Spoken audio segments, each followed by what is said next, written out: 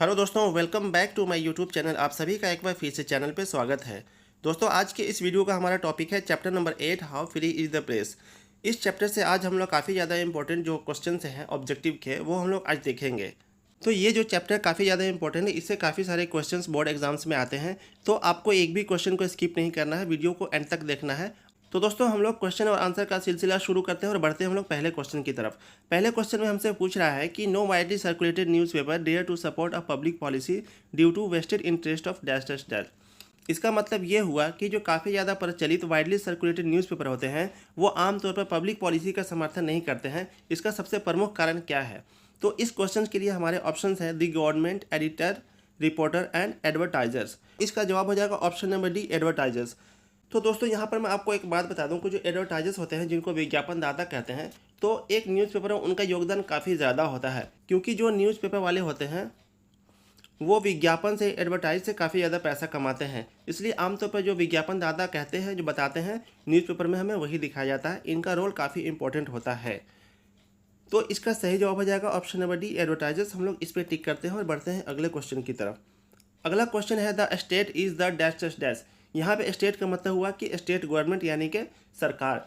तो the state government is the यानी कि सरकार क्या है? तो ऑप्शन है हमारे इस क्वेश्चन के लिए the master of the people, the servant of the people, exploiter of the people, promoter of the people. तो हमारे बुक के लेसन में दिया हुआ है कि स्टेट जो है, जो सरकार है, वो सर्वेंट ऑफ द पीपल होती है, यानी कि लोगों का मालिक नहीं होती है, बल्कि लोगों का नौकर होती है। उनकी सेवा करना सरकार का काम होता है। इसलिए यहाँ पे सही जवाब हो जाएगा option number B, servant. Servant of the people हम लोग टिक करते हैं और बढ़ते हैं अगले क्वेश्चन की तरफ। तो क्वेश्चन नंबर 3 है advertisers contribute to the dash dash dash of the newspaper. इसका मतलब ये हुआ कि एक न्यूज़पेपर में एडवर्टाइजर्स जो होते हैं, उनका योगदान क्या होता है। जो विज्ञापन दाता होते हैं, उनका योगदान एक न्यूज़पेपर के लिए क्या होता है। इसके ऑप्शन है material, news, revenue and gossip. तो इसका सही जवाब हो जाएगा option number C, revenue. Revenue का मतलब होता है राजस्व, जिससे पैसा कमाया जाता है। तो न्यूज़पेपर वाले जो मुख्य रूप से क्या होते हैं कि ऐड वगैरह से, एडवर्टाइजमेंट से ही पैसा कमाते हैं। तो एडवर्टाइजर्स का काफ़ी ज़्यादा रोल होता है एक न्यूज़पेपर में। दोस्तों, यहाँ पर मैं आपको एक बात बता देता हूँ कि ये वाला क्वेश्चन जो है काफ़ी इंपॉर्टेंट है। आप लोग थोड़ा सा इसको ध्यान से देख लीजिएगा, क्योंकि 2022 के एग्ज़ाम्स में ये वाला क्वेश्चन आया हुआ है। 2022 के एग्ज़ाम्स में आईएससी के पेपर में ये वाला क्वेश्चन आया हुआ है। तो आप लोग इसको थोड़ा सा ध्यान से देख लीजिएगा। Advertisers contribute to the dash dash dash of the newspaper. इसका सही जवाब हो जाएगा ऑप्शन नंबर सी। तो हम लोग इस पर टिक करते हैं और बढ़ते हैं अगले क्वेश्चन की तरफ। अगला क्वेश्चन है हमारा question number 4, every dash dash dash lives in a perpetual precarious balance. यानी कि कौन है जो हमेशा एक अनिश्चित बैलेंस में रहता है, अनिश्चित बैलेंस में बना हुआ रहता है। तो इस क्वेश्चन के लिए हमारे ऑप्शन है man, book, newspaper and story. तो इसका सही जवाब हो जाएगा option number C, newspaper. Newspaper जो है से उसका बैलेंस हमेशा अप डाउन होते रहता है। दोस्तों, यहाँ पे मैं एक बात आपको बताता हूँ कि ये वाला क्वेश्चन भी काफ़ी ज़्यादा इंपॉर्टेंट है।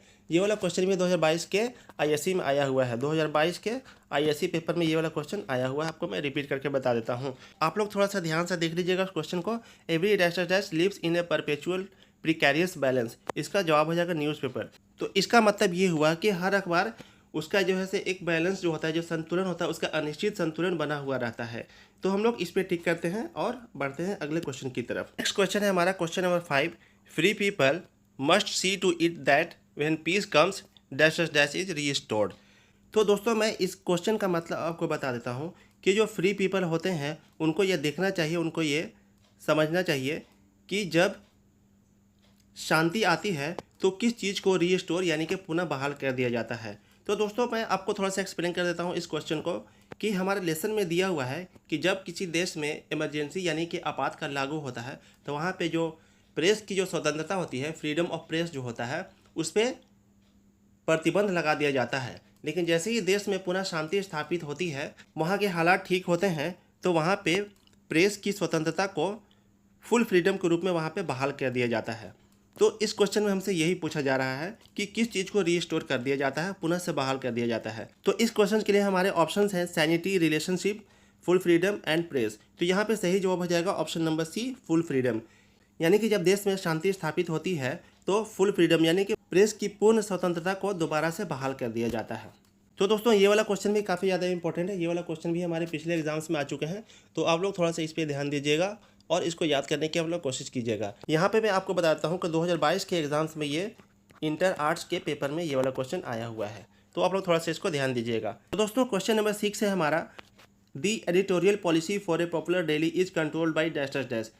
दोस्तों इस क्वेश्चन का मतलब हुआ कि जो पॉपुलर डेली यानी कि पॉपुलर डेली का मतलब यहाँ हुआ डेली बिकने वाला जो न्यूज़पेपर होता है उसकी एडिटोरियल पॉलिसी को किसके द्वारा कंट्रोल किया जाता है।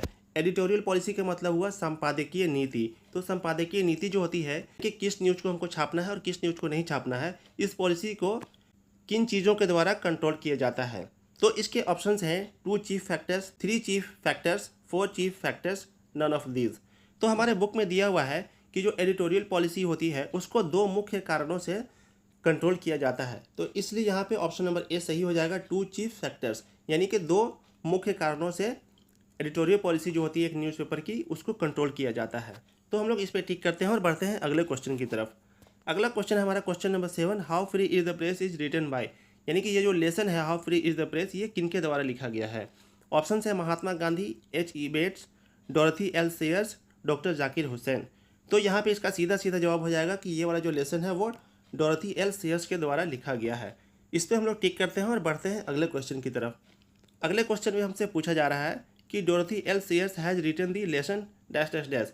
पिछले वाले जो क्वेश्चन था इसको जस्ट थोड़ा सा ऑपोजिट तरीके से इसको पूछा गया है। वहाँ पे था कि ये वाला लेसन किसके द्वारा लिखा गया है, और अब यहाँ पे ये है ऑथर का नाम दिया हुआ है और पूछा गया है कि इनके द्वारा लिखा गया लेसन कौन सा है।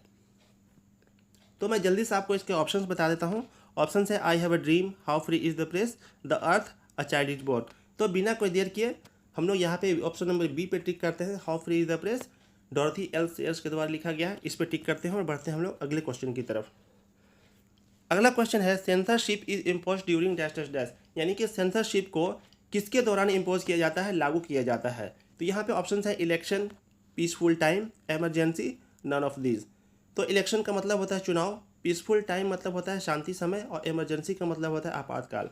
तो आप लोग जानते ही होंगे कि सेंसरशिप जो होती है उसको आपातकाल यानी कि इमरजेंसी के दौरान लागू किया जाता है, और ये हमारे बुक के लेसन में भी दिया हुआ है। तो यहाँ पे सही जवाब हो जाएगा ऑप्शन नंबर सी, एमरजेंसी।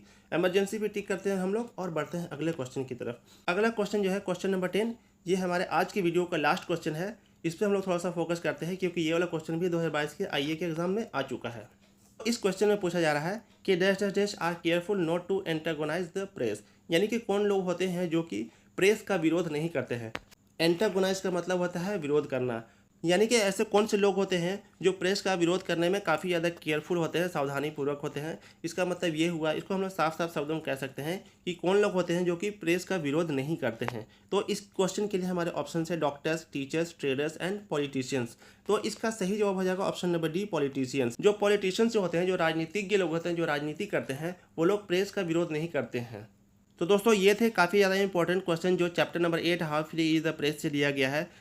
इस चैप्टर से मैंने 10 क्वेश्चंस आपको समझाने की कोशिश की है, आपको एक्सप्लेन करने की कोशिश की है। अगर आपको अच्छा लगता है तो आप कमेंट सेक्शन में कमेंट करके बताइएगा ज़रूर। अगर आपको कोई परेशानी आती है, क्वेश्चन समझने में आपको कोई दिक्कत होता है तो आप लोग कमेंट कीजिएगा, कमेंट में आपकी पूरी सहायता की जाएगी।